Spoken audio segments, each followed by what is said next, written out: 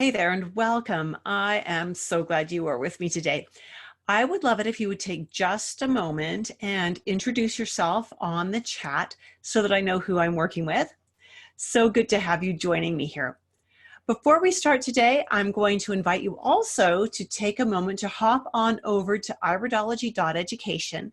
There will be a little pop-up box that will come up, and that will give you the opportunity to opt in to download a free constitutional iridology map. So if you need an iridology map, hop on over to iridology.education. Or if you want to be kept in the loop as to when I'm doing these free presentations, hop on over and opt in for that map because that will get you on the mailing list. There are lots of misconceptions about iridology, and they are being perpetrated by people who have been trained in archaic and disproven methodologies. And that's bad because it gives all of us a bad name. Iridologists who are actually up to date practice constitutional iridology, because constitutional iridology is where research is being done, and it's where we are constantly updating what we know and how we use it. So I've got the chat box open, and I would love it if you would have a conversation with me and just pop in any questions or comments that you have as we're going, and I will keep an eye on that.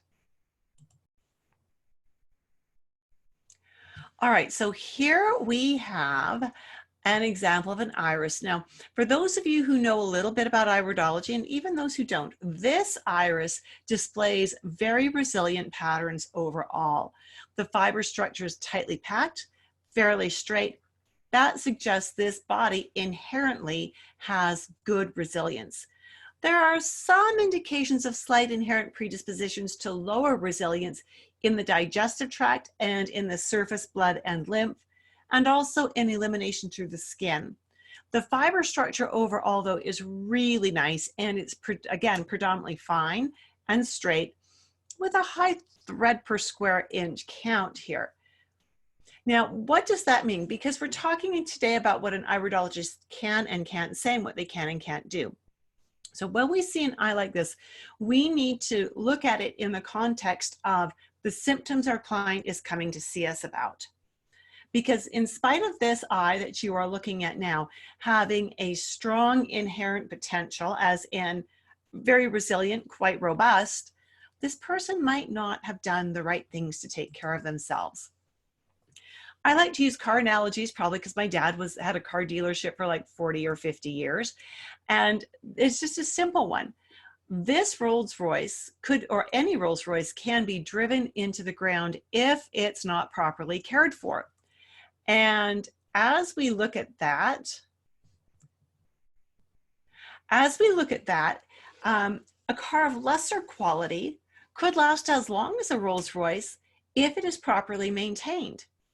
The same is absolutely true of people. Some people are blessed with inherently strong and resilient bodies, yet they seem to be able to get away with everything when they're younger, and so they don't learn how to take care of their body. What that means is when they hit their 40s and 50s, suddenly they've got all of these health problems, but I haven't been sick a day in my life. Why is this happening now? They ask, right? Whereas someone who learned much younger that they needed to be a little more careful can actually enjoy really good health going right through the 40s and 50s and into the 60s.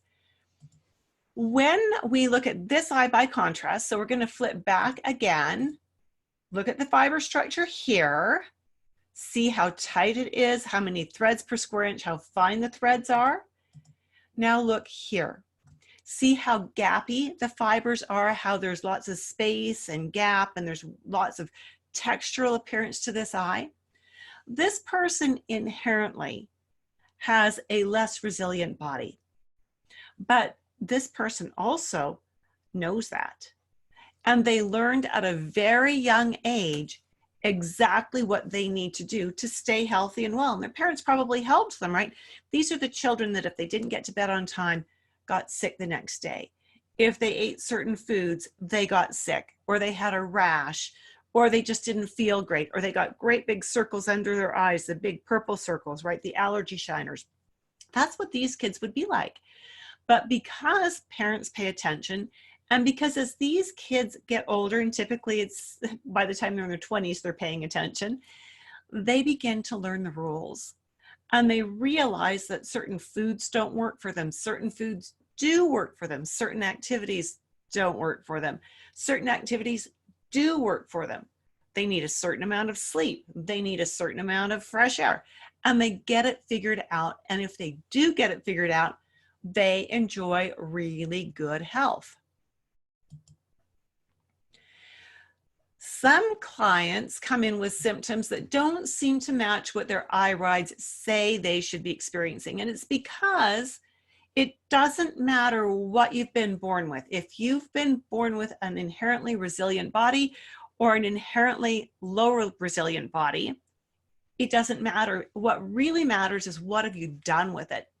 So iridology is a blueprint of the body's inherent patterns, but it can't account for the abuse that is dished out to the body. So it might even not be something as obvious as smoking. It may be something like skimping on sleep or having a sedentary lifestyle.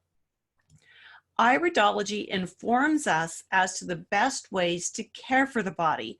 So food choices, lifestyle, supplements, and when we understand the inherent tendencies and patterns, we can select more judiciously the right solutions.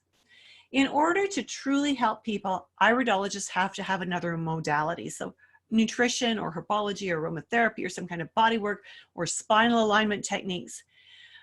I have another car analogy for you here, and that is being an iridologist but not having another modality is like, for example, you've got your car and it's making a funny noise and you think, oh my goodness, this is going to be expensive. So you take it to the car garage and the mechanic there does all the diagnostics and checks it out and goes, yep, I know exactly what's wrong. But I don't fix cars, I only assess cars. You have to take it down the road to Joe. He knows how to fix cars. That is an iridologist who has no other skills.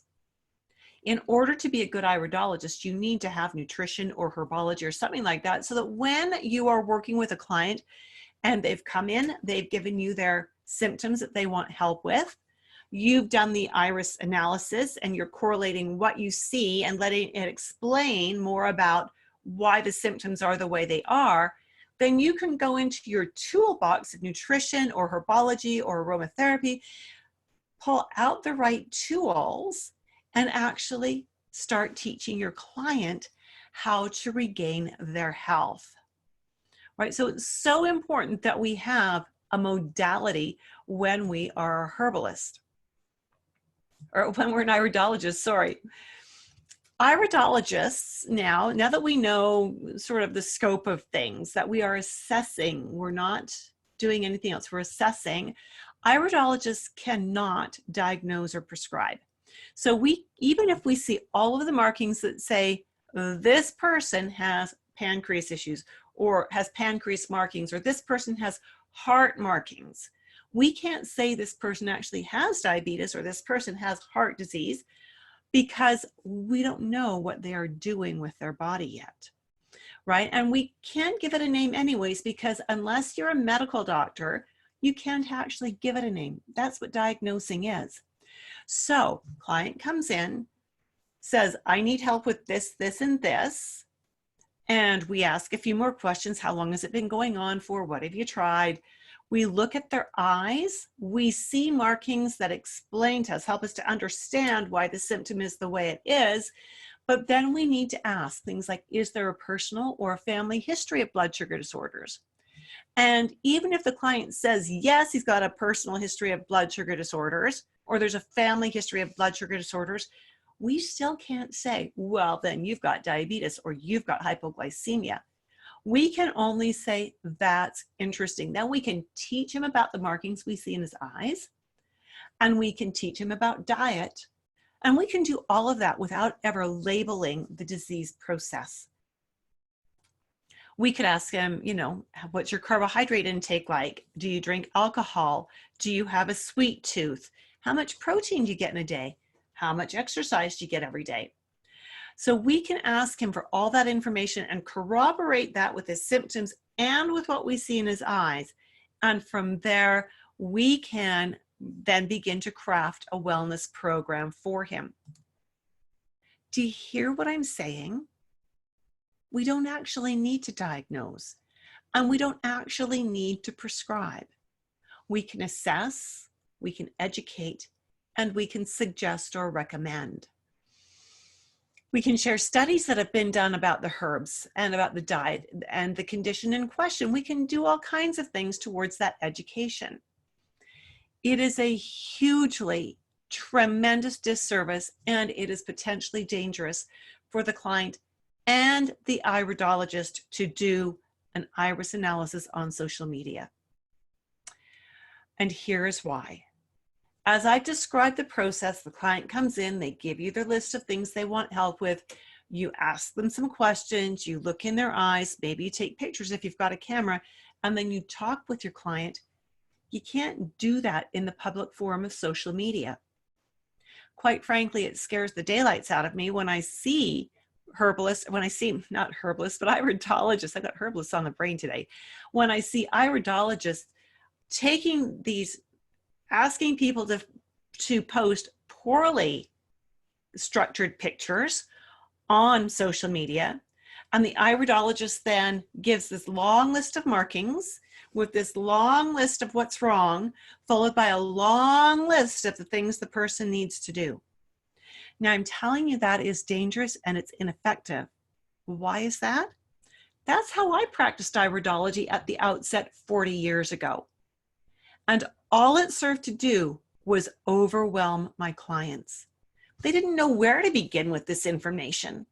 So we'd spent that time together, and I've given them all of this stuff to think about, but it's too much. There's no starting point, there's no middle, there's no end, there's no logical sequence. It's just all of this information. Why would I suggest that it's dangerous? Because when we use iridology properly and focus on a few key things at a time, few key things that are related to symptoms the client wants help with, we can actually help our client make progress with their health.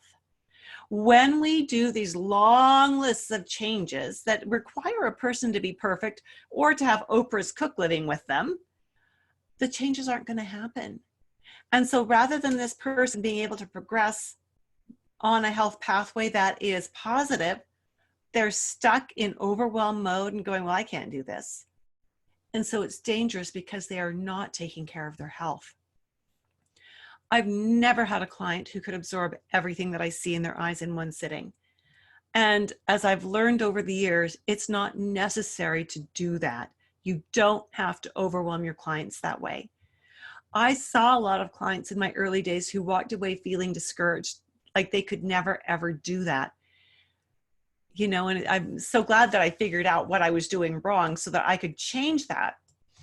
Okay, so let's talk about these eyes that are on your screen right now. These eyes belong to my husband, and I want you to notice that at the age 42, what his eye looks like, and at the age 65. Now, what is the biggest difference that you notice here in the iris itself? What's the biggest difference? There's actually two of them that you might twig into. Yeah, you're absolutely right. Color. And the gappiness of the fiber has changed. All right, let's talk about that, because a lot of people on social media right now would actually say that from the image age 42 to the image age 65, that my goodness, this man has done a lot of cleansing. He's really cleaned up his diet. Look at how much healthier his eyes look. I'm going to tell you that's bohunk. Absolute bohunk. Why would I say that? Because in this image on the left, this was taken with a film camera that had an incandescent flash. The image on the right of your screen was taken with a digital camera, 24 megapixels, that has an LED flash. Look at the skin tones, look at the color of the sclera, and it tells you right up front what experienced iridologists know, and that is that you can't use photography for color comparison, because every camera shoots slightly differently or massively differently, and you can change settings. I can manipulate photos to make them do what I want them to do. Not that I ever would with a client, because that would be very unscrupulous. And so as we look at these, we can't say that cleansing has happened. Now, the wobbly fibers, we look here and we see that things are a little bit pushed apart. They're a little bit wider. Even some of these markings are fatter. When we look at this side, those markings are thinner. Why are they thinner? Why do the fibers look straighter? The fibers look straighter because they are anchored in at the edge of the pupil. And when the pupil shrinks down because of bright light, for instance, and the pupil is drawing in, it literally pulls on these fibers and it pulls them to be straighter. It's not healing that's happened, it's technology that's happened. What I really want you to use these pictures to see is one particular difference. Now, again, we can't do a color comparison, but we can certainly see that, for instance, we have the same accumulation of color here as we have here. It doesn't look the same color, but we have the same accumulation of something there, right? And it's same coming down here. We have all of this, we have all of this. Do you notice that here on the age 65 photo, we have this almost kind of a purpley red in here that is not in here. There's nothing there, no brown, no orange, nothing that has that texture or that density down here. So what has happened is that over the 20 years, the 20 some odd years intervening between these photos, is this pigment has built up in his eyes. Pigment tells us, particularly pigment that is acquired over time, tells us what organ is stressed and which other organs are going to suffer because of that. So as we look at this, we know that with age, things tend to break down a little bit.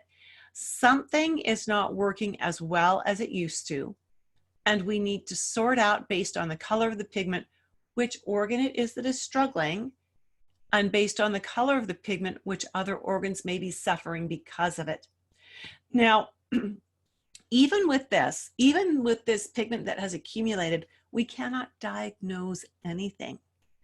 We can simply talk about an organ that is functioning insufficiently or is predisposed to function insufficiently, and that we need to give it some ongoing support. Now, that pigment's not going to go away. That pigment is there for good.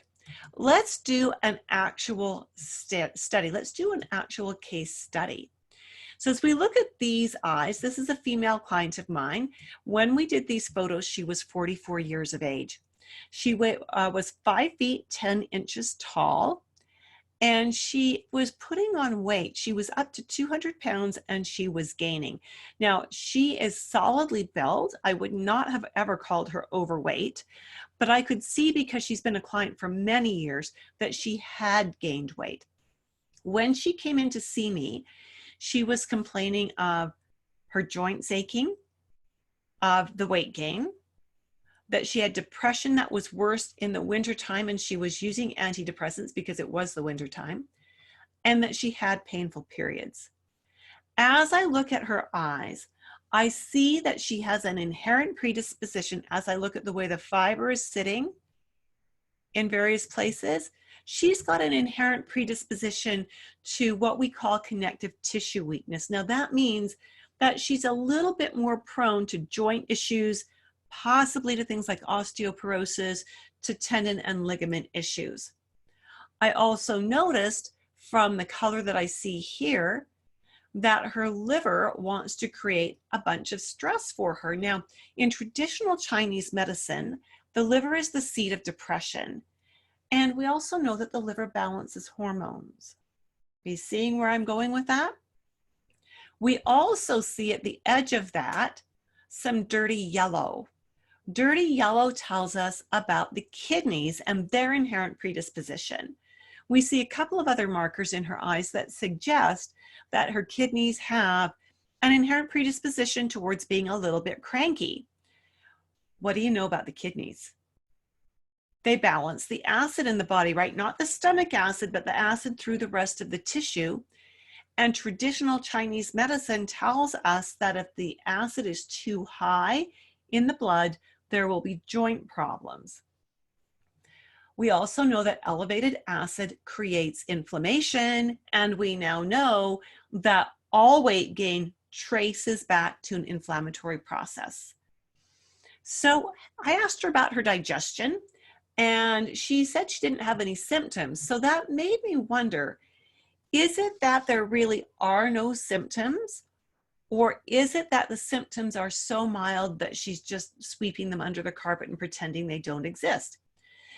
Because then I asked her, what are her bowel movements like? Because her eyes suggest we've got challenges in these areas, inherent predispositions, and her diet wasn't that good at this point in time. She said her bowel movements were rabbit pellets, little rabbit balls, right? Just little turds that are not connected to each other.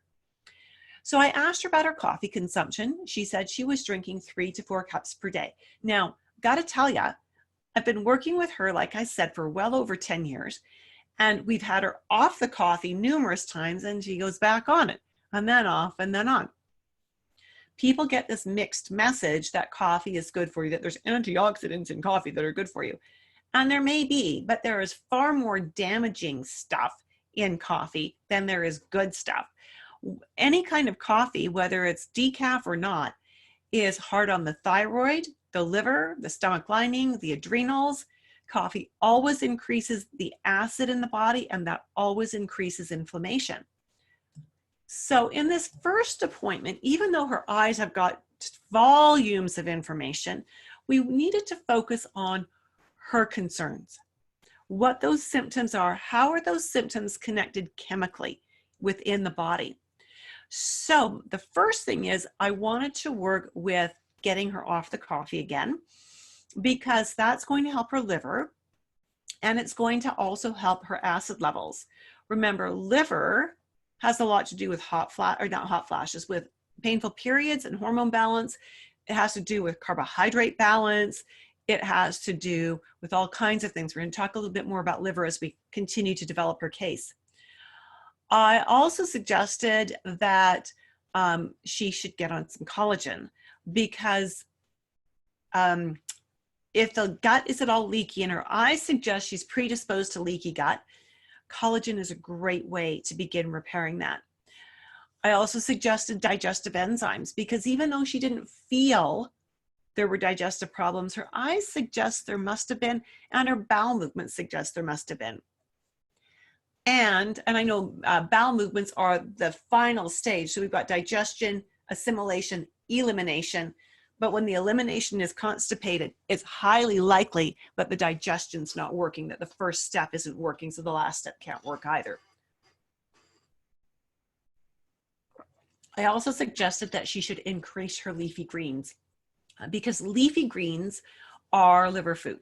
They do a fabulous job of supporting the liver. They also alkalize the body, which reduces acid levels. They also provide all kinds of trace minerals. They also support the kidneys. So I tried to find for her recommendations that would hit 3 or 4 different symptoms all at one time to see if we could really catapult her forward. About 4 weeks later, she came to see me again. She had done all of the recommendations I had suggested, and she found that her joints were improving, that the period she had between our appointments was quite a bit better, that the depression was starting to lift.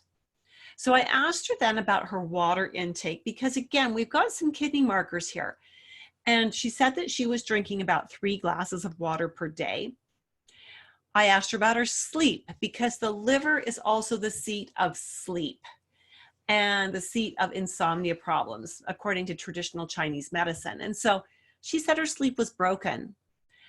We also suggested then that she should be getting protein at every meal, especially vegetarian protein. Now, I didn't want her going full on vegan or vegetarian, but I did want her to have about 60% plant source proteins versus 40% animal proteins. So we talked a lot about what that would look like for servings and for types of foods. I also suggested that because she said that the depression that she has is worse in the wintertime, where I live pretty far north, we have seasonal affective disorder, which means our daylight is very limited in the winter. Our days are very short, and a lot of people feel depression from that. And she said that she felt more depressed in the winter, less depressed in the summer. So I suggested, and I didn't say she had seasonal affective disorder, but I suggested she should talk to her medical doctor and get a prescription for an SAD lamp. And an SAD lamp is a very special lamp that we use with people, or that is used with people who have seasonal affective disorder, because it does a tremendous job of helping them to lift the depression and not need medication. And I also suggested that it would be good for her to get 30 minutes of walking per day, and that she should work on increasing her water intake to 6 per day. So where we ended up again on this second appointment was keep all the changes she had already had in place, getting rid of the coffee, eating the leafy greens, that kind of stuff. And now we're adding getting protein at every meal, getting the SAD lamp, going for a walk, and increasing her water consumption. So we built her program in steps and stages, sent her away for another 4 weeks, and then she came back for a third appointment. Now, again, I've seen her many times since this and many times before this, so this is just a 3-appointment synopsis of in the middle of our relationship. She'd been to the doctor, she got the SAD lamp, and she loves it. It just energizes her beautifully. It's like spending 30 minutes in the sunshine. It feels so good. She had done a great job of increasing her water to 6 glasses a day and was feeling really good with that. She's also doing pretty well with her protein intake, certainly has increased it, and had also done a great job of incorporating more plant proteins. But she was struggling to get the walks in every day, getting them sometimes, but not consistently. So do you see how this works? I've not overloaded her at any one appointment. We've given very manageable homework that she could work on, be very successful with, and then come back, report her success, report how she's feeling, and then we can build on there based on how well she's done with the homework. No overwhelming, constant trajectory of good success with no diagnosing and no prescribing. So again, an iridologist cannot diagnose or prescribe, and that's what I hope you're taking away from this session today. Too many iridologists are using the old and disproved information. When they do that, they will be prescribing, they will be diagnosing, they will be giving us all a bad name, and they are walking a fine line of running into trouble with the law, actually. Iridologists cannot diagnose, we cannot prescribe, we are not medical doctors, and we should not pretend to be. The safest way to practice iridology and to be of the best service to your clients is to study and use constitutional iridology, just like what we've done today. It's a fabulous guide to assess our clients' irides, to add in. It guides us as to what questions we want to ask, what conversation we want to have with them. And it guides us as to what recommendations we can make. And, you know, we even learn a bit about the personality by looking at their eyes, and that can help us learn how to communicate with them. Has this been good? Have you enjoyed this? Have you got something out of it? Are you curious? Do you want to learn more about iridology now? I'd like to take just a moment to introduce a course that's coming up, and this is not a heavy-handed sales pitch. It's like 3 slides, super simple, super easy. The course is called Confident Nutritionist Dynamic Iridology. This is the only live, online, fully mentored class for nutritionists, herbalists, and naturopaths who want to streamline their clinical work without sacrificing client care. You know, what I've found as I've taught so many holistic practitioners of different walks is that they typically see the client for the first appointment, give the client a recommendation or 2, and send them on their way.